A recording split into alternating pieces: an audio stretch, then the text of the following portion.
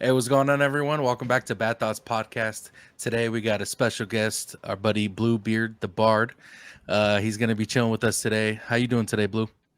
I'm doing great, man. Good to be here. Good to meet y'all, and excited to make some content for the people. Yeah, man, I'm excited to get to know how you got that beard blue because I've actually been trying to get my stuff black because I get a little bit of red in mine. My Oh yeah. mine, yeah, it gets disgusting. It looks weird. So I wanted to dye it all black, but then my friend was like, "Dude, don't dye your freaking beard." So doing blue, I should have just done that, dude, or like a pink or some crazy color, dude. Well, it's at this point, it's still, what I think is in a year or in if anything comes of my career, people are going to do this and it's going to become normal. It's like the first person that shaved their head back in the '80s, like punk rock, whatever. That was some wild shit. And now, fucking, you can have a PhD and have color in your hair and go give your Yep. dissertation. It's not a big deal. They'll still take you seriously. But a lot of bleach. You're gonna have a lot of bleach smell in your nose. For Yeah. I bleached this I think 4 or 5 times before I got to the white I needed to be able to take the blue the right way. So you got to have good hair for it. If unfortunately, I think there are some people whose hair breaks if you bleach too much. You know, Yeah. so I have good hair for it. I'm fortunate. You know. That's what's up. Well, how you doing, Cannon Camper? What's going on, bro? So I'm actually going to answer you this time because I don't want you I know, giving some of right? that bullshit. I'm great. It was my birthday a couple days ago because I didn't know Happy when we're putting birthday, this dude. out. I Happy appreciate birthday. that. Happy Um, birthday. Thank you. Thank you. Turned 34. I feel old as fuck. My grandmother, she's like, "You're not old. I'm fucking old." I'm like, "Yeah, you're right." So I'm feeling pretty good. We had some tacos. You know, uh, My bad, I couldn't make it, bro. Hey, Just know I love you, snow, dude. dude. I know. I Right. appreciate you. Snow is snow. I get it. And I'd rather you be safe so we can keep doing this and than you on the side of the road in Donner Pass being I eaten know, by right? other humans. That's a fun story. If anyone knows about Donner Pass and about the Donner Party, we live I kind of don't know. close to there, and one of the biggest snows you can get. And actually, I don't quote me on this, people, The but like elevation's high as hell, so it's really high. I think that's the lowest degrees you can get in California, if I'm not mistaken.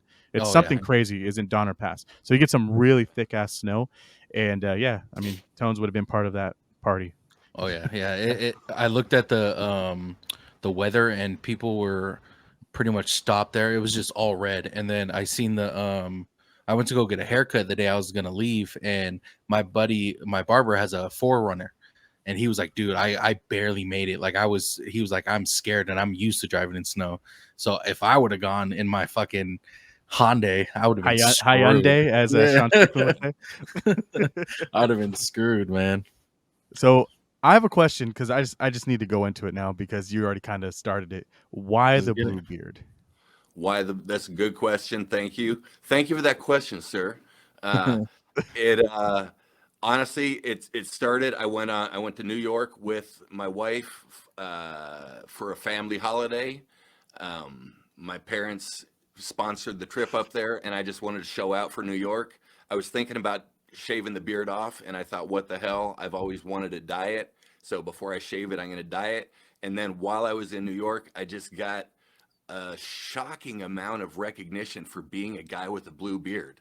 Like people knew, like residents, New Yorkers, tourists, street photographers, people in shops, shit, whatever, just giving me respect and being like, I dig the beard. What's the story? What are you, et cetera. Just curious. And I was like, all right, if I'm going to be in the public eye, this is something that I know I can make work Hmm. and I'm going to be recognized for it. I didn't like some people. I felt like it was honestly, I've joked before, I felt like it was either this or get some face tattoos. Like, I feel like, if you want to be recognized as someone who's an artist or who's some kind of, you got to look a certain way or you got to just be recognizable so that when people scroll past you, like I actually got recognized in a restaurant the other day. And it was, I got like 1,000 followers on Twitter. I got 1,000 on TikTok and like 25 on Instagram. Like I'm no kind of like out there really. I'm growing fast, but some dude came up to me and was like, "Hey, are you on YouTube?" And we had a little conversation, and he wasn't a particular fan, I don't think, but he said he'd scroll past me, and I was just like, "Shit, this is working." I guess he recognized it, and so that's the. And then Bluebeard the Bard, I'm a classically trained literature guy. I was an English teacher for a very short period of time. I wasn't cut out for it though. It didn't work out. And you know, I just that's ran with it, I guess. So no D&D at all. D&D in terms of Dungeons and Dragons. Yeah. You know what? I've played Dungeons and Dragons before, but I never had very many good people to play with because I was a jock or a musician, and that the crowds didn't seem to mix as much with the D&D crowd for whatever reason. Or I don't know. Most of my friends that played D&D were too busy playing computer games. They were playing fucking World of Warcraft. Yep. And whatever else. Yeah, everyone, their mom was stuck on World of Warcraft for a long time. I never picked it up because I knew it was going to be something that I would just end up dumping my life into. So I stayed away from the temptation. Yeah, is there a D&D connection to the BlueBeard? I don't know. It's to the bard part. Oh, to the bard. Well, you know, I'm a huge fan of the, like, if I lived in medieval time, that's what I would have been doing. Yep, that's Tone's. That's his era right there. I don't know. Yeah. I agree. I think that's just like the perfect time too. I agree 100%. It's just so interesting. I think the history behind everything, how we came from literally like eating bread as like something that was hard to do, to now it's like we mastered every kind of fucking meal. You know what I'm saying?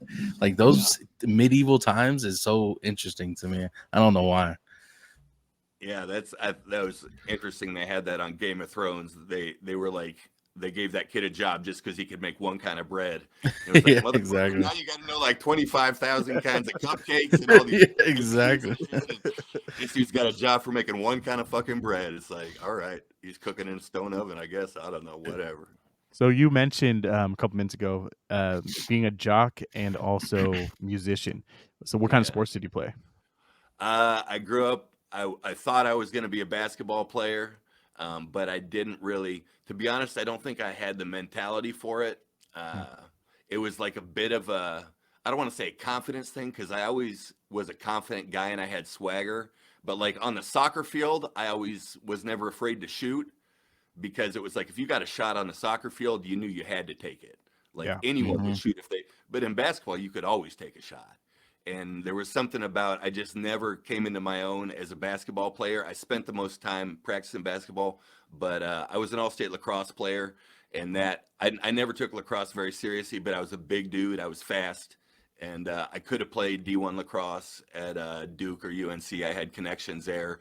The coach, I wouldn't have gotten a full ride, but if my parents would have paid my way, which they would have, because I came from a relative, wealth is all relative. Like if you grow up around it, you know, there's levels. Yeah. And I wasn't up here, but I could have gone to Duke or UNC and played lacrosse if I had wanted to.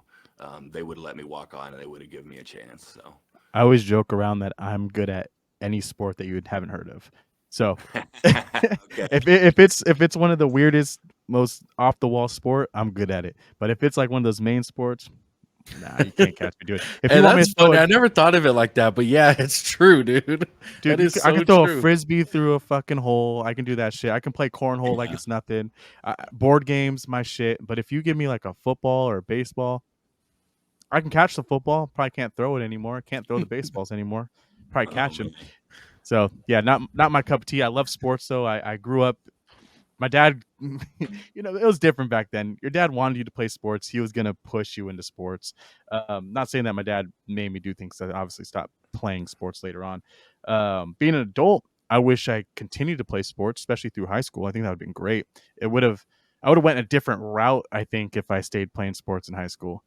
I would have been a lot cooler. I was pretty even cool, if it didn't, even if it didn't lead to more sports, you would have gone on a different path. Yeah, not that your path has been fucked up or anything, but it just your life trajectory would have gone somewhere else if you played. But see, sports, it would all went to my head at that point too, because I was one of those people that I mingled with everybody. So I could go hang out the jocks, and jocks knew who I was. I could go hang out those weird goth people that sat on top of the hill.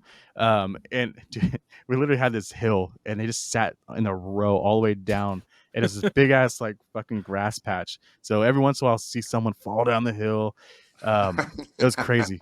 But yeah, no, I got to mingle with everybody. But if it was a jock thing, I think I would have been it would have went to my head, I think, at some point. I'm not gonna lie about that one.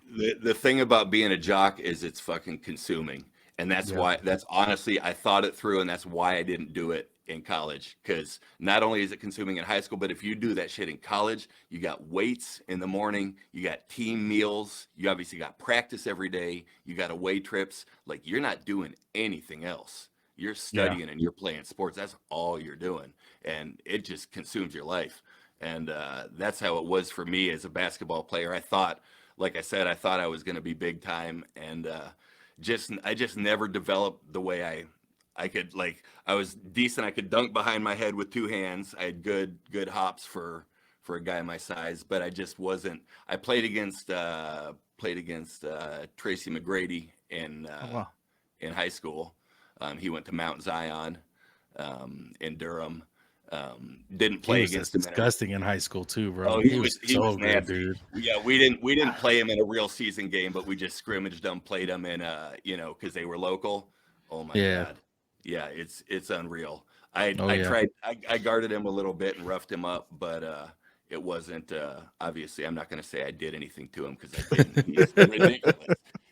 Dude was a monster. So what you're saying is Tracy McGrady put you out of collegiate basketball. That's what you're doing. Dude, my brother had a story about trying to play 1-on-1 against him, and they played 1 point, and this was before we knew who Tracy McGrady was. This is when we met him like at a pickup game, and he was just like, "Yo, I'm the #1 prospect in the country," and we were like, "Fucking what?" We were like, "No, you're not." My brother's like, "Let's play 1-on-1." He's like, jab step, one, boom, dunks on him. My brother's like, "Oh, okay."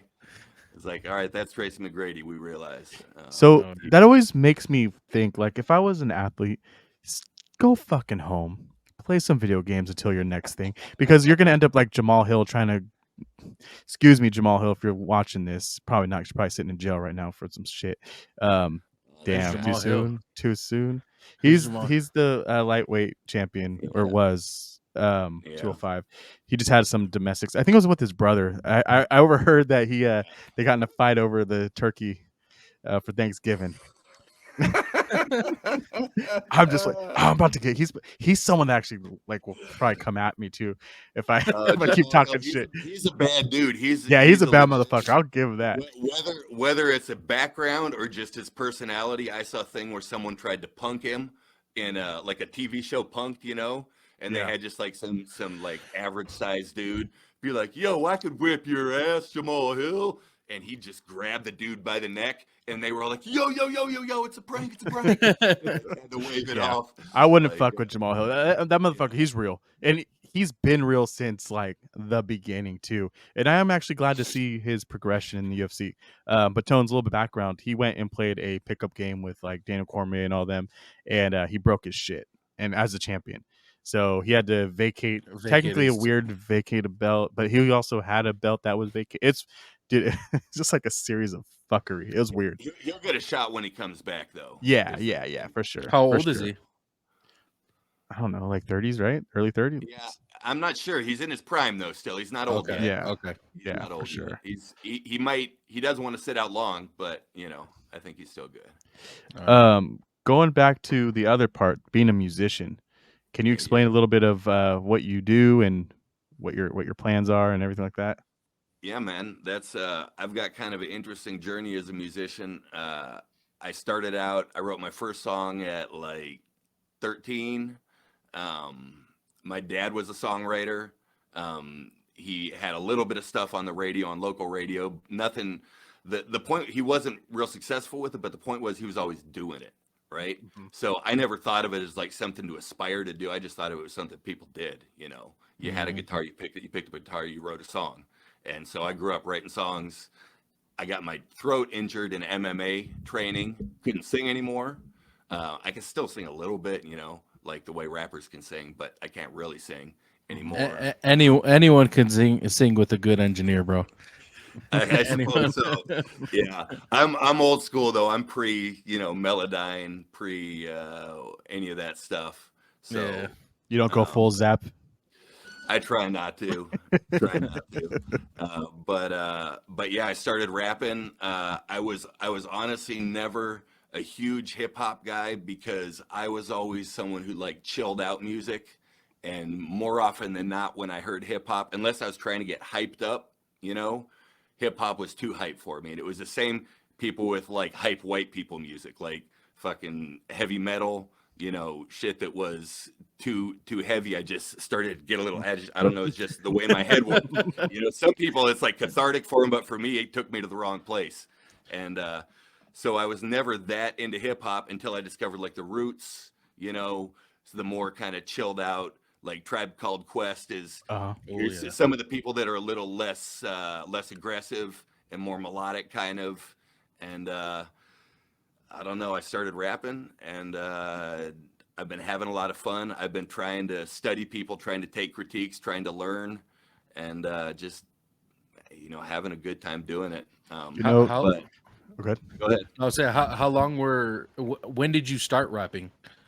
Like, how old were you? I started rapping about, seriously, I started rapping, it hasn't been a year. Yeah. Oh, wow. Okay. Yeah, it hasn't been a year. I did a song for a guy in the NFT space. He wanted some promotion for his brand, and I was doing some writing for him, and I was messing around with my music, and couldn't sing anymore, but I figured I could rap, and it was real basic stuff. Like most people, I assume that rapping is way easier than it is, to do it well, to do it properly. But I was okay when I started out, but I've gotten a lot better. I put a lot of hours on the mic, in the year that I've been doing it seriously. I'm not going to say I work harder than anybody else, but I don't think there's anyone that works harder than I do.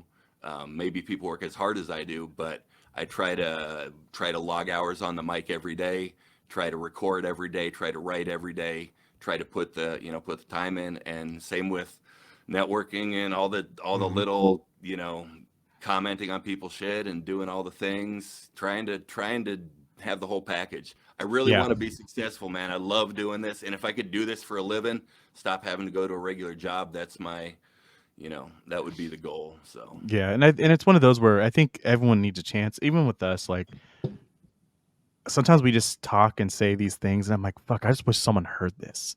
And that's all it is. Not to get to blast and be all those other fucking people out there in the world, but sometimes I just feel like people deserve to hear what we're saying, and not even giving ourselves a big head, but it's just important to know that there's normal people out there that don't have to talk about the same trendy shit that everyone else is fucking talking about all the time. And when I found you, I went, immediately to YouTube and I was like, I need to hear this shit. And I saw it and I heard it and I'm like, this is fucking great. My favorite thing about you is the stories you talk about in the beginning before you get into the rap. Like you just have this conversation with your alter ego of yourself and then you just flow into it. And then like you said, your progression it's noticeable. Like your big song, Make Your Cake Shake. That number one, that beat is I heard hard that today, as bro. fuck. Like that beat it's nasty. It's nice, isn't it? It's really good. And I sat there, I'm like, he's saying it's the fucking dumbest song, or whatever he said, the worst song. I'm sitting there, I'm like, this is fucking nice. And I caught myself like really getting into this. Yeah, and then I sent it to Toads. I'm like, but even your flow, like the way you flowed on that one, it was perfect. Like you went with the beat really well, and thanks, man. That's just awesome the transition from earlier steps to now. Yeah, it's pretty good. I like it. I think I'm getting better, man. I feel like if you try to get better, if you challenge yourself and you're not afraid to make mistakes, you're gonna get better. If you're smart and you go at it the right way, that's what I try to do. And I know I'm never gonna have stories about like getting in trouble for stealing my parents' hip hop records or like trying to get an NW. I wasn't a head growing up. I wasn't a hip hop head growing up. Yeah. But I came late to the game. But I take it very seriously. I respect the culture. I respect obviously all the MCs that I don't know shit about because I haven't been exposed to, that I want to learn about. I've got a very small sampling of what's out there. And honestly, I don't mind that because no one's ever told me you sound like this person, you know? And I think part of that is because I don't know what other people are doing. I know Notorious B.I.G. because I bumped that shit before lacrosse games to get pumped up. But other than that, I don't have anyone's catalog. I don't have a real good knowledge of. I know the hits. I know the crossover stuff. And I then I think the crazy thing about you is you went from not listening to hip hop to actually doing hip hop music, which you for sure won't hear or hear about someone doing that ever. If you like one particular type of music, and later on down in your life you like another, it's hard, that It's it's still just your hard to do. secondary. Yeah, it's hard to do. Like I personally like rap and R&B and hip hop, like that's my genre. I'll listen to occasional like rock and slow, but it has to be like a slower kind of rock. I like that kind, but I don't think I'll ever like that hardcore metal stuff. But yeah, you went from not listening to it to fucking rapping. Like that's unheard well, of, dude. and Unheard and of. and dude, and my taste was so soft. Like I was like the hardest stuff I listened to. Honestly, this is embarrassing. Was like Dave Matthews Band. Like I'd be like Yeah. jamming out to some. What would you say? I was like rocking out to that stuff. But I listened to like folk and like laid out, chilled out piano music, and like I said, for me, I was always kind of I don't know, not an anxious guy, but I had a lot of stuff going on in my head, and I needed to go down. I needed to chill out, and Yeah. that's what music did for me. Was There's go Hold ahead. on one sec. Let me ask him this because we're on that subject. Yeah. There has to be one song that clicked in your head, was like, oh wow, this is a great song. Do you remember that song? No. absolutely hip hop. You mean? Yes. Oh, in the hip hop genre, there's no doubt about it. 10 Crack Commandments by Biggie Smalls. Oh, First, okay. first time I heard that song, that taught me so much about how you can structure a song, because that song, like, this is something that I've learned is most people, the way they write songs, you could take a verse from one song and put it in another song, pick a verse from this song, put it in that song. There's no real structure to the song where every verse flows into the next one organically, where Hmm. this has to come after this, where if you took this part out, something would be missing. They're all kind of interchangeable. But in a great song where there's a hook that relates to everything in the song, that verse belongs in that song. And Mhm. Yep. that 10 Crack Commandment song, that was just great storytelling. And the way he Hmm. did, counted off the 10 Commandments, they were all fucking dope. His flow is so, he never forces his flow. Like his rhymes always just seem so relaxed and so like Yep. he's just tossing them out there. Like I love Biggie Smalls, man. And two of the best to ever tell a story in music is Tupac and Biggie Smalls, the two best to ever do it. And sucks that they're gone, but I don't like, you don't hear that now. You don't hear that at all. It's crazy. The only person I could say that still tells a story almost on every song is E40. E40 will tell you a whole story about what Uh-huh. the fuck he's eating for dinner, But and he's in that kind of like, he's in that old school category yeah. still. So he is one of a lot of people forget about him. It's even Too Short. Don't get me wrong, Too Short to me is Hmm. Too Short's not the best rapper in my opinion, but he's there and he's needed. And there's always those people that are needed in certain groups or certain games or anything, and he's one of those people. Right. What I wanted to ask you is, how did you come up with "Make Your Cake Shake"? Like, where did that come from? Because that is totally different than everything else Oh I've yeah. heard from you. Oh yeah. Uh, honestly, I don't know. Part of it was like I've made the joke about, and you referenced it about this is the worst song ever written. This is a terrible song. This is an awful song.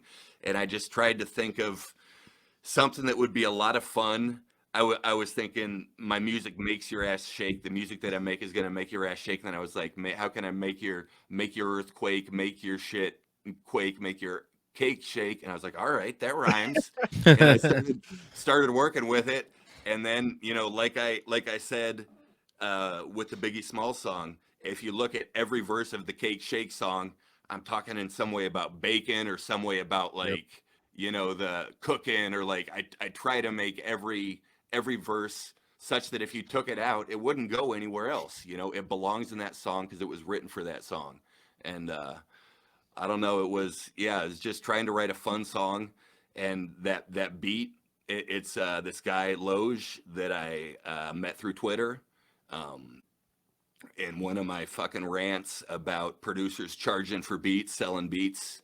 I'm very anti pay for play, and I worry that too many artists don't have access to the music, to the beats, the producers, because producers think they're getting hoodwinked if they're not getting paid for their beats. Hmm. And, I understand that point of view. I'm not going to say it's a foolish way to think, but I think everyone should be open to the idea of finding someone that they just want to work with and Yeah. working with them, even if they can't pay, because you're going to get a back end. And if you feel like they're going to make it, they're going to take you with them. Oh That yeah. dude Oh, that all the bought way. your beat, you don't get loyalty for that $50 that dude Hmm. bought your beat for. You, Yep. you know, the dudes, I've got two dudes in my corner right now, Lunch and Loge. Yep. And both of them, if they want to be, are going to be with me as long as I'm doing this. Yep. If they want to be, How did you meet Lunch, and what's your thoughts on Lunch? Because we've had him on the podcast, and I've met him as Lunch, the UFC guy, not as Yeah, Lunch as the producer. So sure. go into that a little bit if you don't mind, because I'm actually very curious. Absolutely. I think it came about, a little bit. I think it started just a little bit clout chasing. He was a big account, and there were some big accounts that I started commenting on. Hmm. And I noticed that he was a producer who liked MMA, and I was like, all right, this guy might be cool. He's a producer. He music, MMA. I'm into both of those things. But he started responding to my comments, Yeah. and we got to know each other a little bit, and it became a real interaction. And that's the hack. If anyone wants to know, Be human. find people. Yeah, well, find people that you can have a real connection with. Yeah. Hmm. Because it's one thing to like someone's post and comment on them, this is dope, this is dope, this is dope. But if you can pick out a line that's like, this connected with me in this way, or you really brought it with this particular thing, people are going to start seeing you as someone who's really given them time and attention, and they're going to give you back the same thing. And that's how you build a relationship. And Yeah. that was basically how it worked. He had a song, or he had a post about Ngannou, Francis Ngannou, Hmm. and I'm a big Ngannou fan. His fight against Fury, which he arguably won, Yep. even though he didn't get the W on the judges' cards, but in the fans' eyes, etc. But I was like, yo, this beat is dope that he had posted. I said I could turn this into a dope song about Ngannou, and then I think I freestyled a little bit. Not like I don't freestyle off the top of my head, but with the pen, I took 2 minutes, and it was like Ngannou is gonna come gunning for gold, something like that. I don't remember exactly what it was, but it was some little piece of doggerel, and sent it to him, and he was like, let's do something. And he didn't end up sending me that beat, and we didn't end up doing that song, but we kept going back and forth, and eventually he said, I'm trying to make money with my music. Is it okay if I just send you my old shit? Because I'm not going to be trying to sell that. I'm trying to be selling my new shit. Can I send you my old shit? And I said, yes, send me your old shit. I will devour that shit. He sent it Hmm. to me. I loved it. And I started making beats with his music, and he's been a good collaborator. He's I don't know. Smart guy I too. Yeah, smart Very. guy. Yeah, his watching him on y'all's podcast, I watched that episode all the way through. Uh, he he had some good takes on MMA that turned out to be pretty accurate. Yeah. Predicting how fights were going to go and how things were going to play out. And I told him as much, in a message. But yeah, I don't know him real well. He seems like a good guy. Seems like he knows his MMA. Definitely knows his drums and his music. And I'm glad to be working with him. Yeah. Glad Yeah. he gave me a chance. I think now our relationship has developed to the point where he no longer feels like he's doing me a favor. He feels like we're doing this together, Hmm. and hopefully that's how he feels. That's how I want him to feel. Like everyone that I collaborate with, I want them to be excited when I send them shit. I don't want them to be like, Yeah. "Fuck, this dude is sending And me that's how I files." felt. That's how I felt once you said yes to me, and I'm like, it's weird because I'm on the other side of it too, and I sit Yeah, there and I was telling Tones, I'm like, dude, this guy's a BlueBeard, and that was it. Like you commented, and I don't think we really had any super big interactions between us, but I've seen you multiple times, like in people's feeds and everything like that. And right then one on. day I was just like, "Fuck it, I'm just gonna ask him what the fuck is it gonna hurt? He's gonna say yes and he's gonna be awesome, or he's gonna say no and tell me to fuck off. And if he tells me no, fuck off, then well, I guess I'm just gonna fuck off.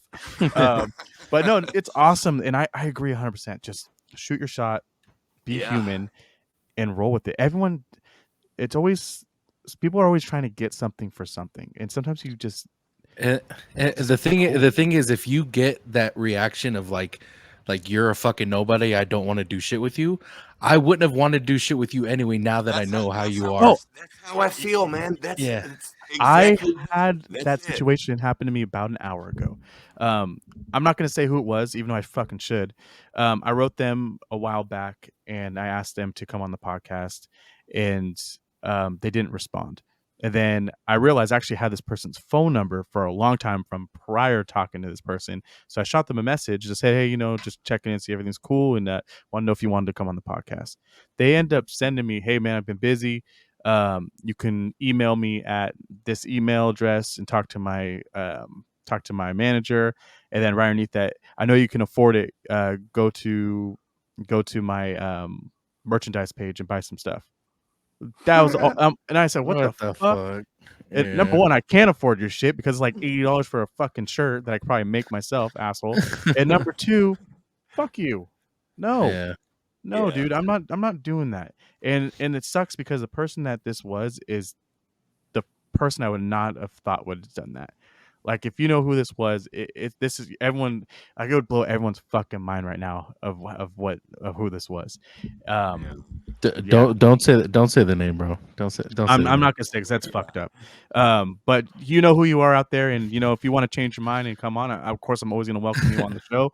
But at the same time, man, like, be about what you talk about and what you do. That's all I gotta And that's say. the thing, it's like we don't, if we really wanted you on, like we wouldn't mind paying, but it's the way he went around it to tell you, like, buy my merch. Oh, I'm not Like, paying for it's Tony just, might pay. I ain't paying for shit. I'm not no, gonna no. pay to have a Well, conversation with that's another fucking human being. No one pays me to have a conversation with them.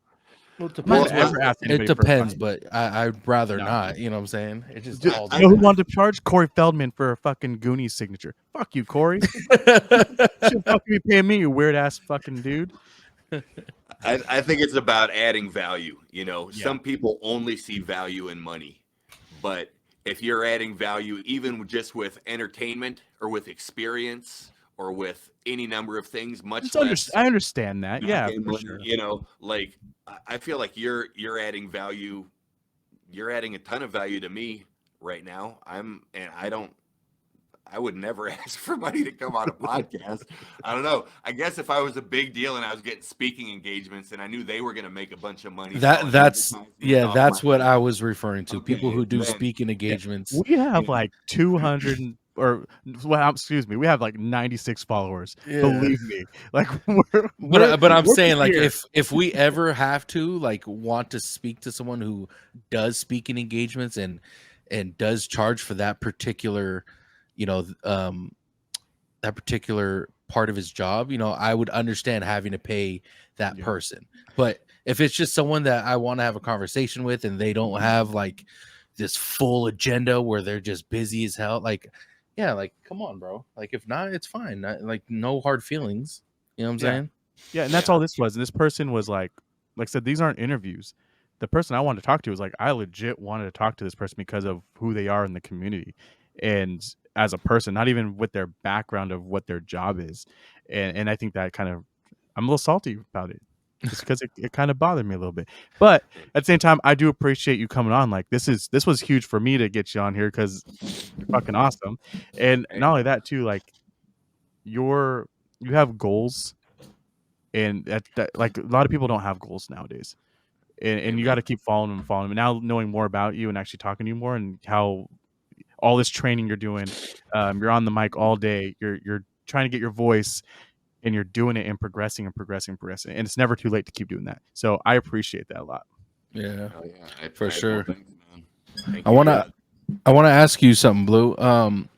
What's the difference as far as music? What's the biggest difference in music now than when you were, like, say, in your teens or early 20s? Do you see a huge difference in something specific? The biggest thing that I can say is that when I was in high school, it was the era of grunge, and I love me some anything that had a drum machine or a dance beat, we thought was like disco shit, kind of. There was that shit in hip hop, but if it was in pop, it didn't. It was like Ace of Base was like the only one that did. But now it seems like everybody's got some drum machines and some sort of EDM influences in their music. Uh, Definitely the growth of EDM and the influence of EDM, I guess, is the biggest thing I would say.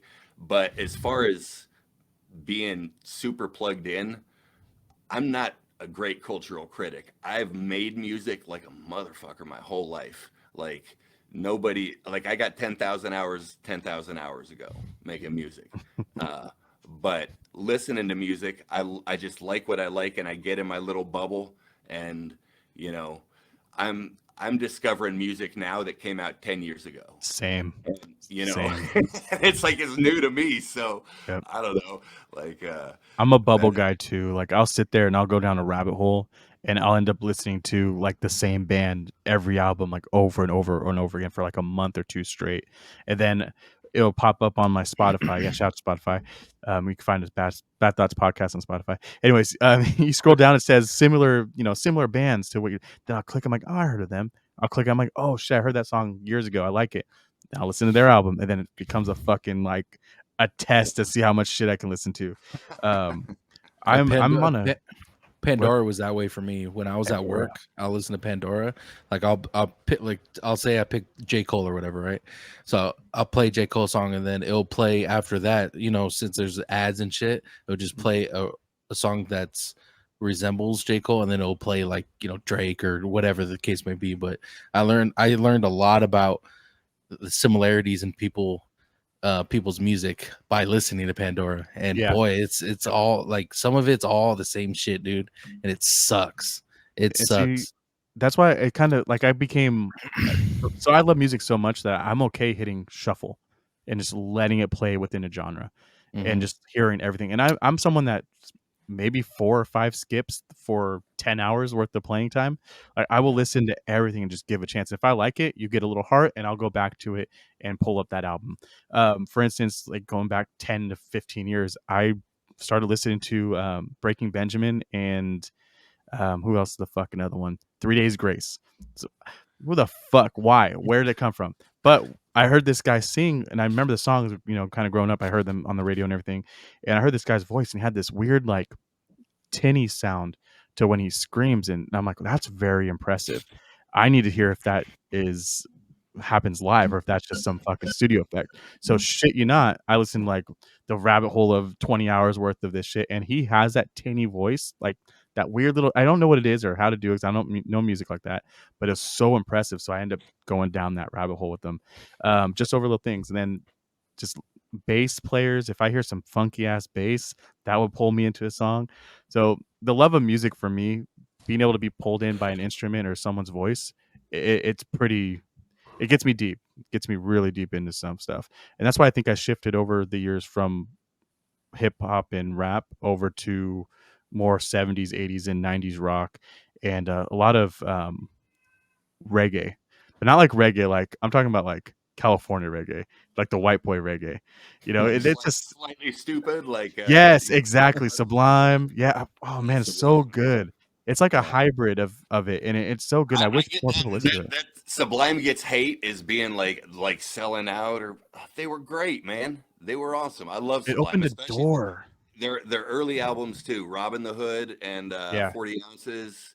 Yep. Oh, great classic stuff. The I was raised on that stuff. the biggest question that you're gonna be asked today is, do you like the band U2? Do I like the band U2? No right answers on this one. Oh no, there's a Or for excuse sure me, no right wrong answer. I don't know what. I feel like Bono. I feel like Bono is the type of guy that like is showing up at the White House and like trying to get wells built in Africa, and like he's always wearing the sunglasses. And honestly, Here it's product red. Try this toilet paper. I feel like I'm so neutral on U2 that I want to give you the answer you want to hear, but I don't really have an opinion. Their hits. I like their hits. I heard their hits Okay, growing up. I'll put it this way: we can care less about U2. That's our answer. I just feel like That's our YouTube's answer. overrated. They do have some hits, but they're not like. It's weird because I feel like U2 isn't something I just play. I will never play U2. And then the fact that they had that big old dome thing in LA or Las The Vegas, Saphir. the Sphere being fucking, and then like, oh, here we're gonna sign you to 80 years for you guys to show out and make these shows. Who the fuck signs U2 to this shit? You could have picked Did- any other fucking. yeah, I'd rather listen to Vince anyone. Neil's fucking weird ass voice than U2. Well, Love Vince Neil, by the way. the funny part about that is they had a 10-year. They got like a 10-year contract, I believe you said, or some like crazy amount of years. Dude. But the first year of it being open, they lost millions, dude.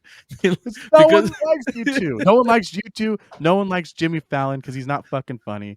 Fuck Steve Young, and then fuck who's the other one? Randy Johnson. Wow, this is my most hateful episode I've ever done. Hey, No, man, every episode you're hateful. What are you It must be talking the about? hip hop. flow. Yeah, it's all this hip hop talk. Oh man.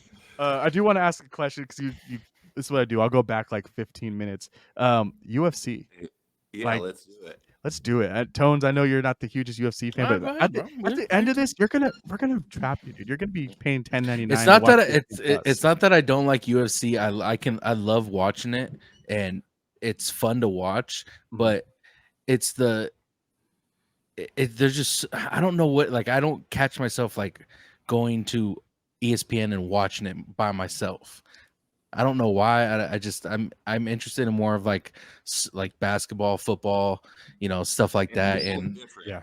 yeah, I but I haven't missed a like fight. watching it like with friends though. Like I will sit there and like be engaged in this fight if I'm with a group of people. Yeah. But And other see, than I watch that, fights by myself all the time. And it sucks because I sit there sometimes like, fuck, I wish I had somebody to watch this with.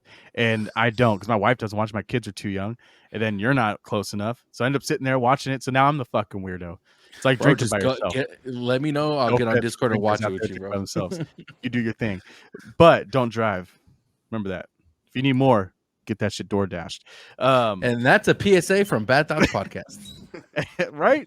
But no, I've never missed a fight in like probably 5 years, maybe 6 years. It's been a long time. Yeah, maybe longer than Everything. that, probably even, unless maybe the random one here and there. But yeah, I'll be at Disneyland in the middle of the fucking line with my phone on the ESPN app, watching the damn fights. I have my earbud in. They're like, "Yeah, we're getting right. Yeah, fuck you, cool, man. Watching this shit."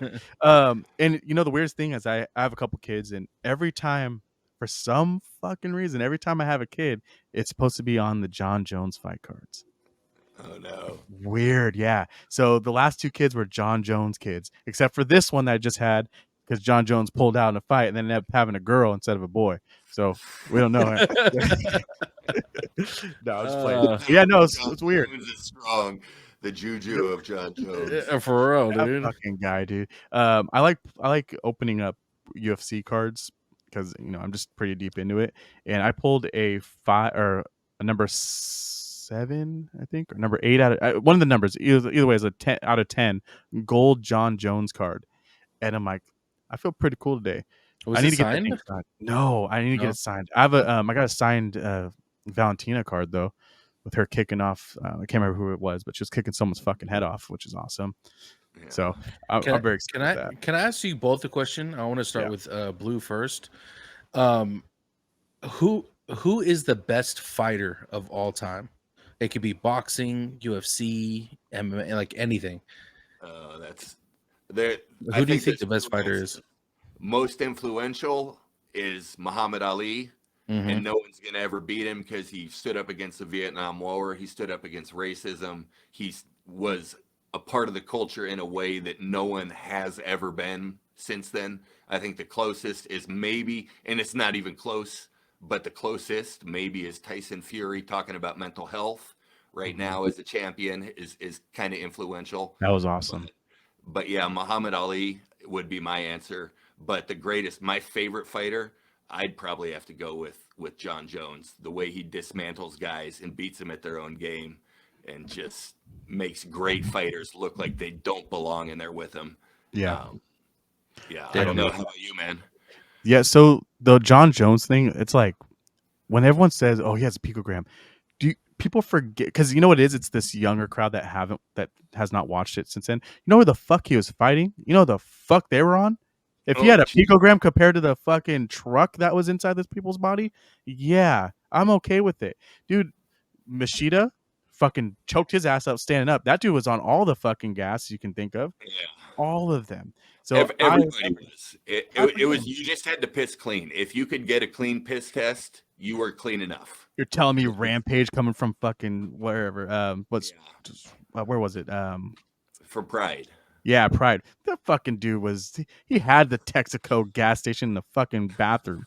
Come on, he was just pouring that shit on there. What do you think was in those chains? Dude, that was how I got my training injury in MMA, was because I was at a pro gym and the coach tried to get me on the juice. He thought I had potential, not obviously not enough to go without the juice, but he basically said everyone was on this, and I said I want to do this to challenge myself. I don't want to, and it's shit. I would say this guy's name, except for that I knew some good guys at that gym, and I don't want to throw the gym under the bus.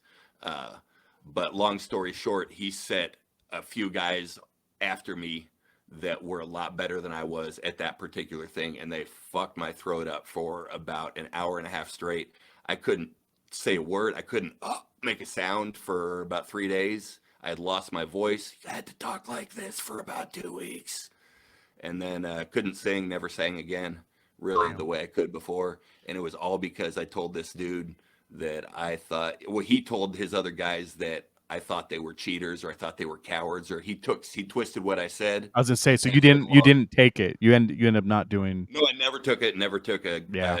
Dude, I would tell you, because I've taken every drug recreationally known to man. I've made some bad decisions in my life, and I'm not proud of them, but I also am not afraid of admitting them. Yeah. I had a good time, you know. I knew what I was doing. I didn't hurt anyone else but myself.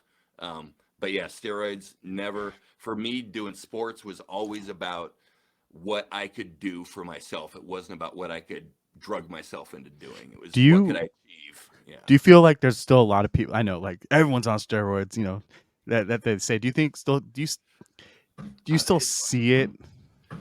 You know, you don't see dudes like. Do you remember that fight that Chris Lieben pissed hot?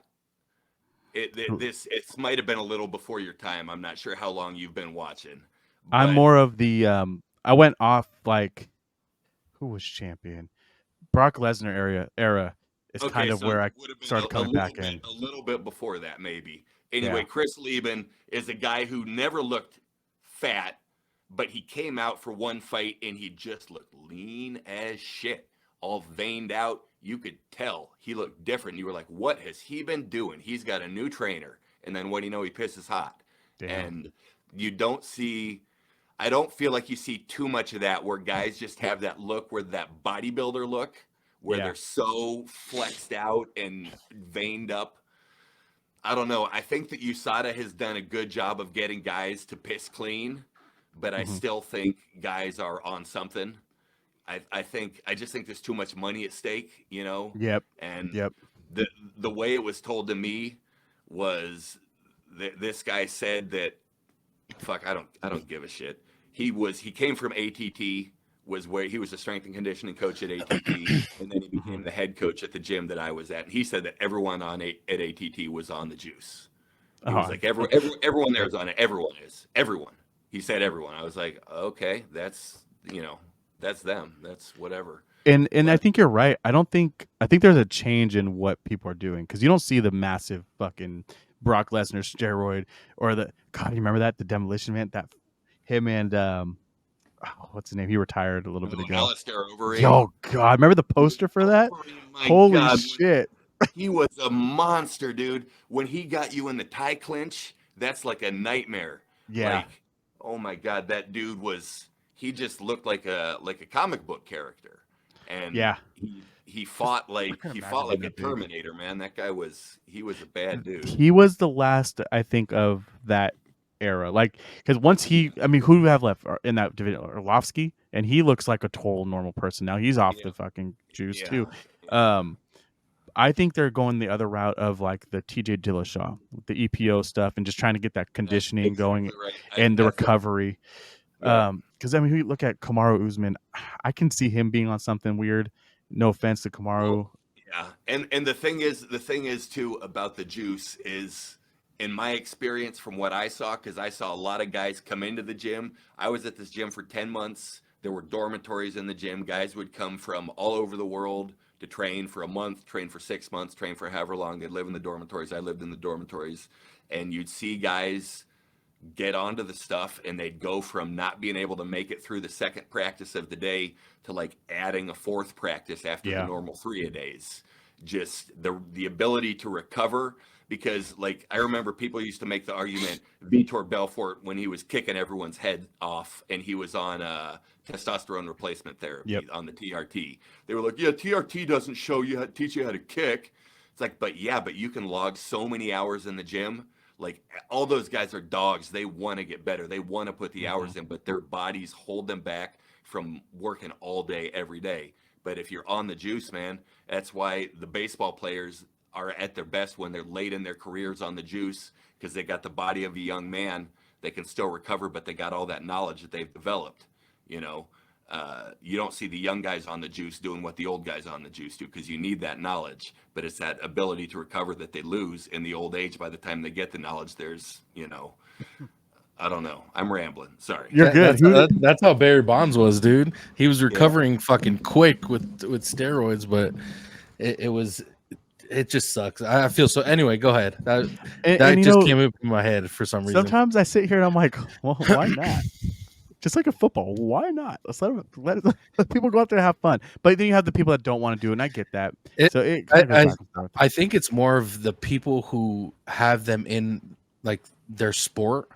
Like say, Roger Goodell for football. Like you don't want people juicing because it's going to lead to something worse, and it's going to be on him because he didn't put a stop to people using steroids. So it all leads back to whoever's running that sport. Yeah, that's true. You know what I'm saying? So it's an economic thing too, in that not all PEDs are created equal, right? Mhm. If you get hormones from China, you can pay $100 a month and keep yourself doped up on testosterone. But if you want HGH, that's not going to give you acne and fits of rage and make your heart swell up and all the shit that, these drugs do, it costs 10, 20, 30 times as much to get the real shit.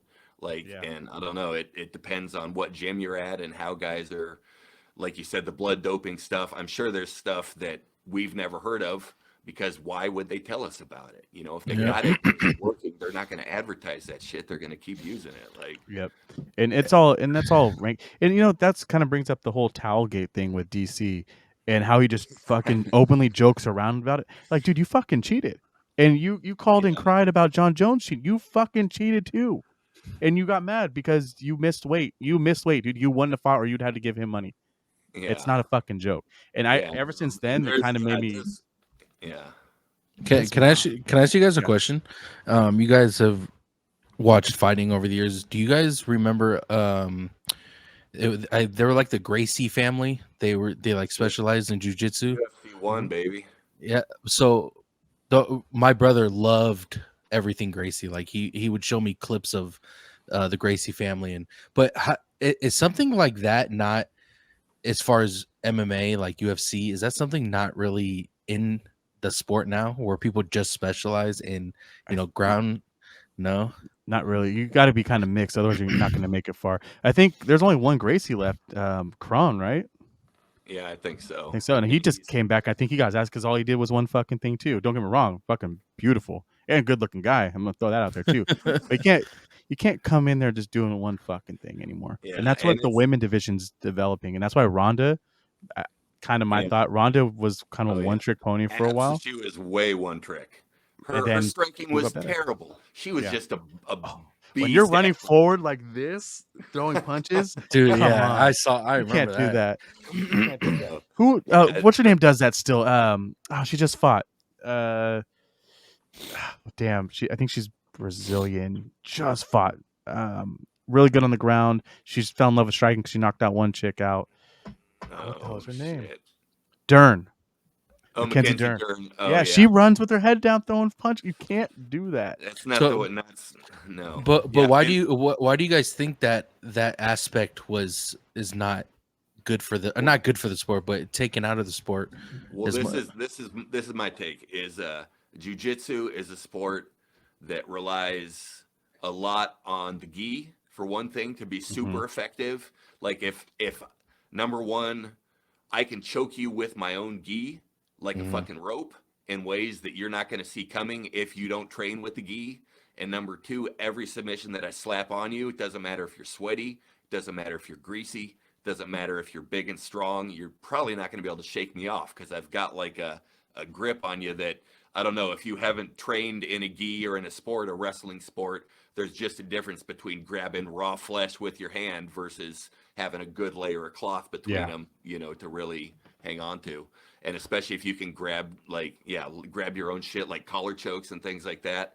And then like my man Candid said, everyone knows jujitsu now. When Gracie came on the scene, Ken Shamrock was the only guy that knew any jujitsu, and he knew more catch wrestling than he knew jujitsu. He knew the kind of the American form of jujitsu, which wasn't in a gi, and he famously got choked in some sort of a collar sleeve. I don't remember what it was, but he was like, "It was like a rope, man. That's not fair." He was like complaining after he got choked out by Hoist Gracie, with some sort of a gi choke, and Is a gi allowed in a UFC fight? I think it's one of those weird ass things you can do, right? Yeah, I don't know. I probably maybe that. you could, but I think I don't know. The thing I would be worried about is if the other person's not wearing a gi, they can grab onto you and swing your ass around in a way that you can't do to them. Yeah, you do have a few advantages, but if they know how to use it against you, it's probably more of a disadvantage than an That's how I feel advantage. about women. Cause that's the other thing too. I believe men can also wear shirts, but like a certain has to be a certain time. But you will never see a man wearing a shirt. And the women wear a lot of different tops too. And every once in a while, I'll see someone in like a woman in a full shirt. I'm like, dude, I wouldn't wear that. I feel like you're getting that they're gonna use that against you because you can pull that.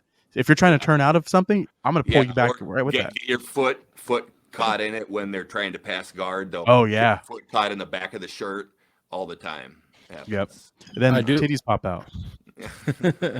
I do want to say this because boxing is something that I did watch, you know, growing up more than I did UFC, but the sport of boxing has gone really bad as far as judging, like a judgment ending when it you know when it comes to the judges. And you know, we've seen with the Nagano and Fury fight how bad that call was, but that part of boxing has gone to the point where I don't even want to watch boxing anymore. But do you think UFC is ever going to get to that point to where to where the judges make a shit call, or if it's even gotten to that point yet? You can go first, Blue, on that one. Shit, man. I think 10-point must system is outdated for the UFC. It works better in boxing because there's 10 rounds, 12 rounds, 15 rounds, depending on the fight. A 3-round fight, 10-point must is hard to work. They've tried to add more 10-8 rounds, more 10-7 rounds even. If they really did that, and if they started, I think if they did that, and then if they started being more serious about taking points away for eye pokes, groin strikes, things like that, it would help. It would help the scoring out a lot. I feel like too many people get away with too much shit, grabbing the fence. They get warned too many times, and then they end up winning a decision. They fucking cheated to win, you know? So if they did that, and then if they said, listen, if he knocks you down, it's a fucking 10-8, deal with it. You know, I don't care if you fought back, you get knocked down. Like in boxing, you know, knockdown is an automatic 10-8, right? Isn't that the way it works? Yeah. Or is that not right? It's 10-8. Okay. So have some more hard and fast rules and just make it consistent. Yeah. And if you looked at the history books, things would change. At a certain point, there'd be like, all right, shit, why are there so many more 10-8 rounds? Be like, because we changed the fucking rules. Because we wanted there to be more room for someone to have a great first round, kick the shit out of the guy, and then lose 2 close rounds and still win that fight. You know? Because if he won so great in the first round and then barely got outpointed in rounds 2 and 3, in my eyes, he won the fight, but not on the judges' cards. You know. Yeah. So. Did you? And I go ahead. I was saying I think that's what's ruined boxing for me is seeing these crazy just it was obvious this dude won, but you're calling it either for the other guy or a draw, and it just that part has killed the sport for me. But And go ahead, Kenny. I would. So there's two parts to that. I'm gonna ask first. Like, did you watch Blue? Did you watch the prelims last weekend or on Saturday? Always, Yeah, always. I'm a watch prelim warrior for prelims. sure. I want my money's worth. Fucking Disney. The Veronica fight. She won Okay. all 3 rounds, but they gave her split decision. And I Yeah, was sitting there, I'm like, I what remember the that. I fuck remember was that. this? Yeah, And I think even the commentators were like, what the fuck? It was weird. yeah. So there's a lot. Was that Veronica Hardy? Yeah, Veronica Hardy. Yep. Yep. Okay, that's right. Yep. Yeah, Yep. and I she remember dominated back in the.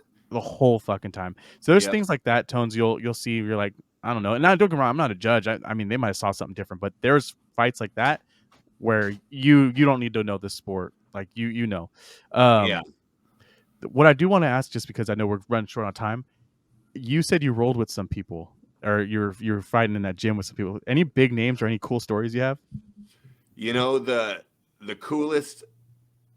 I'm trying to think of guys that you would have heard of. Cyril Asker was one of my training partners. He got knocked out in the UFC a couple times. He got knocked out by Jared Cannonier. He won a few fights. Adam Sella famously got knocked out by Uriah Hall. You know that spinning kick on the Yeah. Ultimate Fighter where Uriah Hall took that guy's soul. Yeah. That was Adam Sella. That was Yep. one of my training partners. He was honestly That dude died. he was the nicest guy I've ever met. He used to beat my ass and then tell me about how he beat my ass. And teach me how to keep from getting my ass beat that same way again. He was a great dude. And I'm trying to think of Luis Firmino Buscape fought in Pride, fought in Strikeforce. I don't think he ever fought in the UFC because he's a little bit of an ornery guy. I think I got the feeling he had made some political mistakes at some point in his career and pissed the wrong people off. But he fought Justin Gaethje in like the PFL. There's footage of him. So not a lot of great stories from my training time because when I was training, the gym, it was the Hit Squad. It was Matt Hughes's gym, but he sold it, and most of the guys left right when I was arriving. So there was like a changing of the guard, and there were new guys coming in. There were some guys that made it to the UFC, you know, the guys that I mentioned, but not a story that I should tell. Do we have time to Yeah, hear about go for it. Yeah, go ahead. All right, because Robbie Lawler. Oh, yeah, it's gonna be good. He, if anyone who doesn't know Robbie Lawler, one of the most savage, just freakish, just an animal of a fighter. Versus Rory McDonald. Oh, yeah. Maybe the greatest fight in the history of the sport. His lip was literally half hanging off his face, and he's staring Rory down with like a mask of blood, just like, I want to eat your soul. And he ended up doing that. He ended up eating Rory's soul. But anyway, he came into the gas station I was working at. This was a long time before then when he was in Strikeforce. It was before his fight with Scott Smith, and I remember that because I was yelling at him. You know, I was like, yo, Robbie Lawler, Scott Smith has got no shot. You're going to knock his ass out. You know, I was like fanboying out. And he was just after practice, he was with his boys. And another thing, if you don't know Robbie Lawler, not a big personality, very quiet, kind of laid back, you know, not in any way timid, of course, but just not a big personality. And he paid for his shit, and he went out, and he was nice enough. But that was just me being like, yo, man, I'm a fan, man. You're awesome. And he's just being like, thanks, whatever. He leaves, but he gets outside. His girlfriend stops him, and I see this big plate glass window, right? So I can see everything. She starts giving him the fucking business. All right. She starts telling him what's what, and he's kind of looking down like, yeah, okay, whatever. Turns around, comes back in, and he's like, hey, man, you like want an autograph or something? And I was like, yeah, fucking hey, I want an autograph.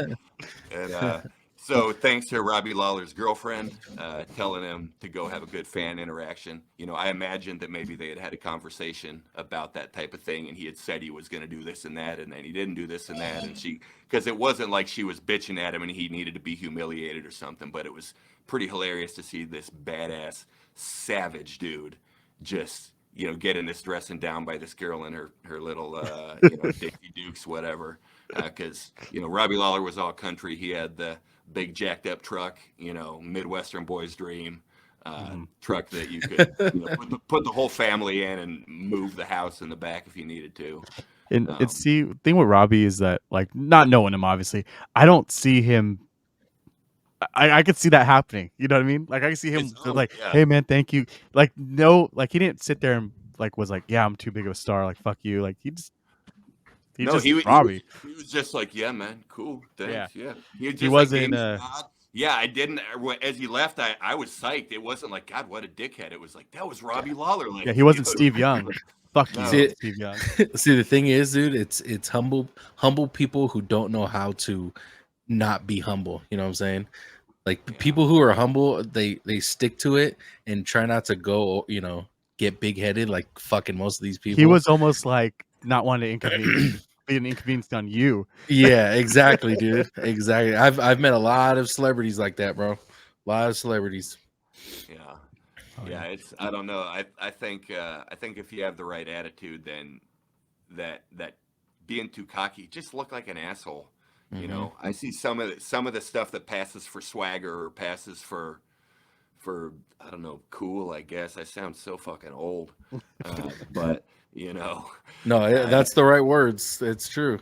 It's true. Yeah, it just seems ridiculous to me sometimes. But what are you gonna do? I be me. I do me, and I'm glad that y'all have appreciated that. Y'all got me on the show, and Yeah, we're happy to have you for sure. Just gonna keep doing my thing.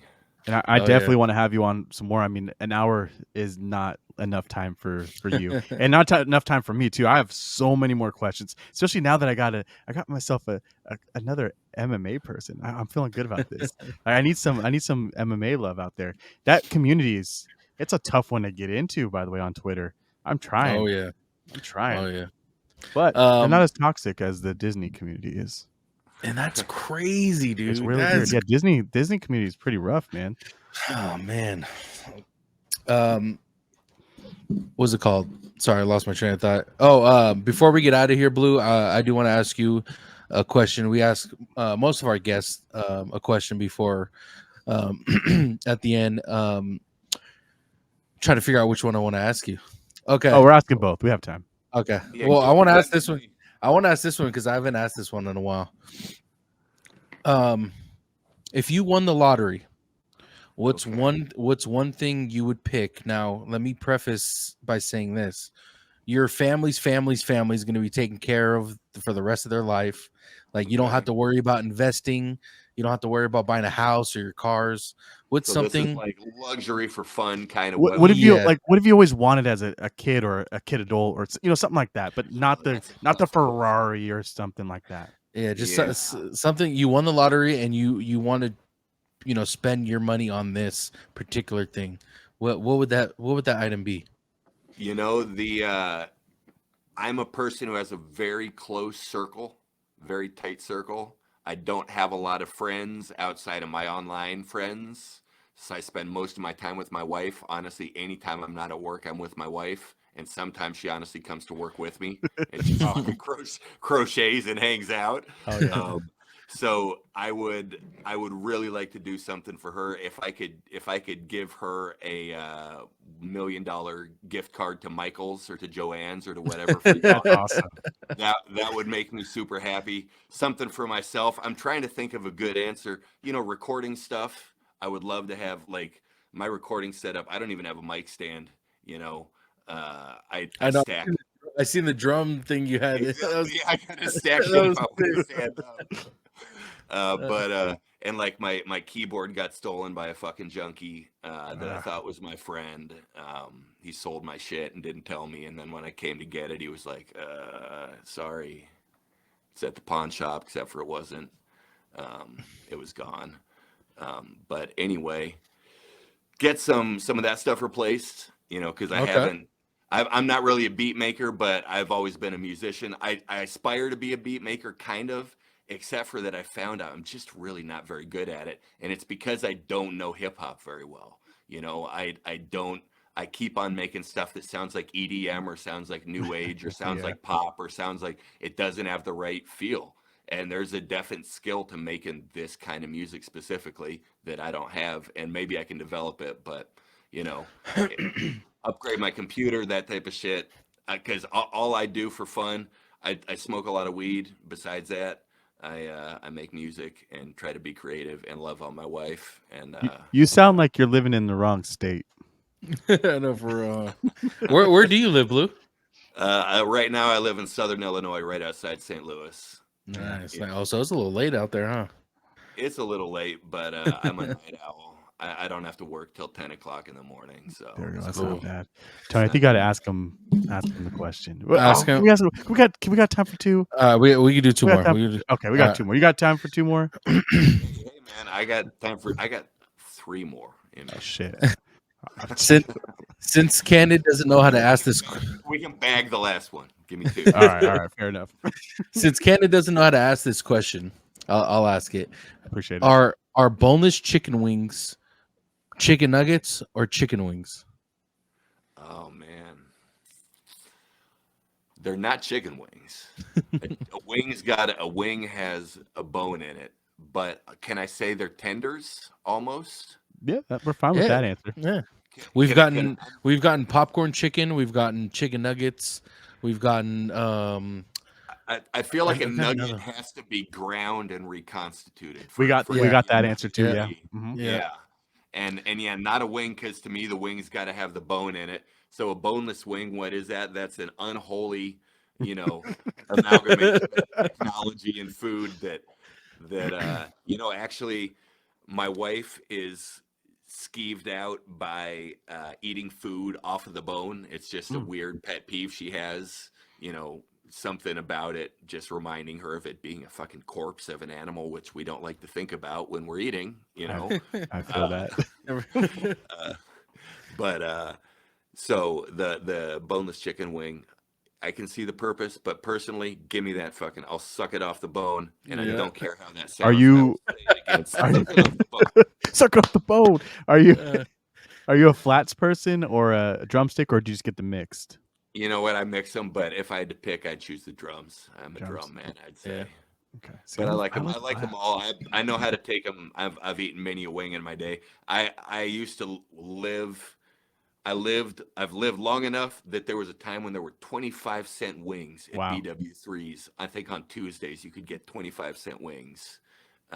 When I I was wish. like, 16, 17, 18, something like that. So I used to go Oh. pound some fucking wings. I used to house wings. You know what we do? I buy whole chickens and I freeze them, and then Okay. we'll chop them up, make like 2 or 3 dinners out of them, and I save the wings for like months. And then we'll have Oh, like a there you little wing party. But it takes me months to get these fucking wings, I and got it's you. like it's one of those where you just wait and you're like, Oh my tonight's god. fucking wing night. It's gonna happen. Remind me Homemade never to sauce. come over on wing night. Bitch, I bro. am not invited you over. You know how long it took me to get these fucking wings? I know, dude. Fuck you.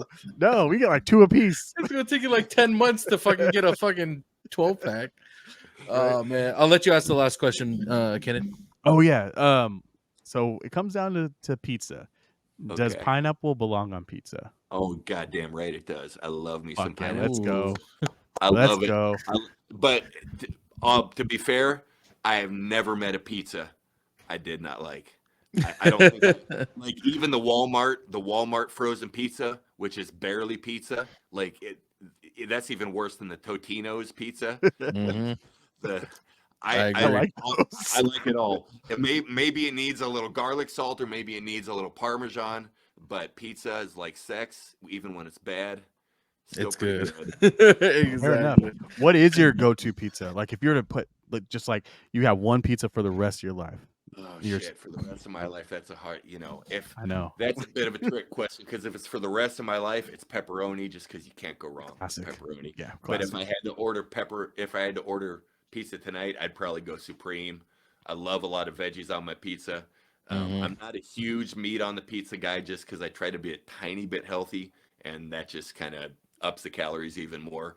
But at least one kind of meat, pepperoni, and then a lot of good veggies. That's my go-to pizza. Do you guys So, have a Blaze Pizza in your area? I know I've never heard of that. Oh fuck! It's like LeBron James pizza. You basically Okay. walk in, they have a little glass thing, and you just tell them, "I want that, I want this, I want this," and they just throw that motherfucker on your pizza. So you end up with a pizza stacked like this tall, and every time I go in there, and I just feel like I they always tell me, this is gonna take an extra time in the oven. I'm like, yeah, I know that. I want more cheese. I'm here for it. Let's do Yeah, it. exactly. I want to pick that shit up and for it just to fucking bend and fall off. Yeah. And I want to pick it up scalding hot and throw it back on there. That's the kind of pizza I like. So I'm a meat lovers kind of guy with some veggies, and I like that mix between the meat and the sweet. So and the pineapple just really gives it that sweetness to it. Yeah, I'm a pineapple. Pineapple and Canadian bacon. When I growing up, that was a regular in our house. We got sausage and mushroom, pineapple, Canadian bacon, and pepperoni pizza. Dude, sausage and mushroom was like everywhere I went. It was like a big thing for a while. I feel. I think that's like my two favorite is sausage and mushroom. Like I prefer sausage over pepperoni. I like mushroom and olives. That used to be my favorite. Oh for a yeah, long time. yeah. Now the that way I think mushrooms and olives pair with the cheese, it's so fucking good. weird and so good. And don't fucking put like green olives on a fucking pizza. You're a psycho if you put call them calamari. No, Kalamata olives, the purple one. I've never seen anyone put green olives on a fucking pizza. Is that real? Little Bay Area's fucked up, bro. We have some weird. Yeah, no, that's here, fucked man. up shit. Check this out. Y'all ever travel in Europe? No, I haven't. Unfortunately, not. I wish. All right, check this out. You go to France, you get a pizza. They're gonna ask you want a fucking egg on your pizza. They will crack a fried egg in the middle of your pizza, and it's because they eat their pizzas. You get an individual pizza, and you eat it with a knife and fork from the crust inwards. That's why they say Europeans eat it crust first. They don't like pick it up and eat it backwards. They eat it with a knife and fork and eat a whole pizza. But yeah, fucking cracked egg. And I just remember everyone be like, "Yes, I'll have an egg." And like half the pizzas came out had a fucking egg in the middle. It's a fried egg, you're saying? Yeah, just like an egg over easy, just sitting in the middle of the pizza. Do you dip it? Like you cut it and dip into the? No, I don't know. You just eat it like a regular topping, I guess. Yeah. You know what? Okay. Next time we have you on, hopefully it's soon. I'm gonna have a pizza and I'm gonna crack an egg. I'm gonna scramble my egg because I'm just gonna scramble it up. And I'm gonna you gotta do it. If you're gonna do it, you gotta do it the right way. You gotta I'll do it the right way. and I'll let you know because I am now curious. It can't be. I mean, it's French people. Dude, egg goes with it. Literally a fried egg goes even with a ramen. Dude. Like it kind of. I just had that today. I literally had that today. I think I'm okay with that. Yeah, it's I have never tried it because I couldn't afford to get an egg on my pizza. I was very poor when I was in France. I was washing dishes for a living, so I didn't have a lot of extra money, and an egg was like extra money. Yeah, it was extra. That's oh my god! Did I just do it? Oh my god! Excellent. That was my Jimmy Fallon joke. I know, right? Blue, I want to thank you for coming on, man. Truly a pleasure talking with you. Like Kenneth said, we'll have you on multiple times. You're a good conversation, or a good person to have a conversation with for sure. Hey, thanks, man. You guys too. It was fun. Had a good time, and we didn't even crack the egg on this. Like we have a lot more. Okay, enough. Come on, enough. Right here, I got leave it 10 seconds ago, please. Yeah, for real. Hey, if y'all get a cancellation, you need a short replacement, whatever, or obviously we plan something, but I'm down. Just let me know. Awesome. For sure. Love it. Appreciate it. If you could tell the people where they can find you on social media, please. Yeah, absolutely. On Twitter, I'm BlueBeard Bard. No, so just take the out of the middle and squish the Bluebeard and Bard together, and that's me. And then same thing on TikTok, same thing on YouTube. I'm most active on TikTok and on Twitter. I make skits, me too. I tell stories, and I even do some fucking impersonations. I've got found the Russian guy who talk like this, and he talk about the hip hop rappings. Hell yeah. Do shit like that. Just goofy shit. I have a good time. I don't take myself too seriously. So if you love gangster rap and hip hop swagger, then you probably won't love me. That's okay. You don't have to. But if you like something a little different, you like thoughtful, lyrical, poetic rap, and I got a little swagger too. I got some little fucking swang in my thing. Like, ain't no problem here, But I don't know. I do me, and people like it. They like it. If not, I'm gonna do it anyway. So fuck yeah, love beautiful, it. Beautiful. That's a great mindset, bro. It's a great mindset. But thanks again, Blue. I appreciate it, man. Thank you so much. Thank you guys. Had a great time. And I'll have all his stuff in the description below, all his social media. So if you guys want to go follow him, please go do. Great guy. Kenny Camper, if you could tell the people where they can find you, please. Yeah, you can find the Candy Camper on X. You can find the Candy Camper on YouTube. Find me on Instagram now, Candy Camper with an extra R at the end. You can find us at the Bad Thoughts Podcast on Spotify. And then we're gonna, like you said, we're gonna drop some links down below. We're also gonna drop some of his YouTube videos. You gotta get that cake out. So, out of the oven. We'll make sure everyone gets a piece of that. Oh Hell man, yeah, dude. I'm excited. In the next 2, 3, 4 weeks, depending on how fast. I've never recorded a hip hop album, final vocals, but I'm gonna have 2 albums. I got 25 Wow. songs in the can, reference vocals that I want to get out by the end of the year. Make Your Cake Shake is gonna be on the Loge Let's go. album. So Nice. we're excited. I love it. Nice, dude. We're excited for that. Hell yeah. Yeah. Guys, if you guys want to follow me at Tones_TV on all platforms. Also follow Bad Thoughts Studio, where we do TV and movie reviews. And we're gonna be putting out some more like music reviews and stuff like that. So keep an eye out for that. But put in the comments below if you guys like the video, and don't forget to like and subscribe. Right? Have a good night, y'all. Love y'all. Peace.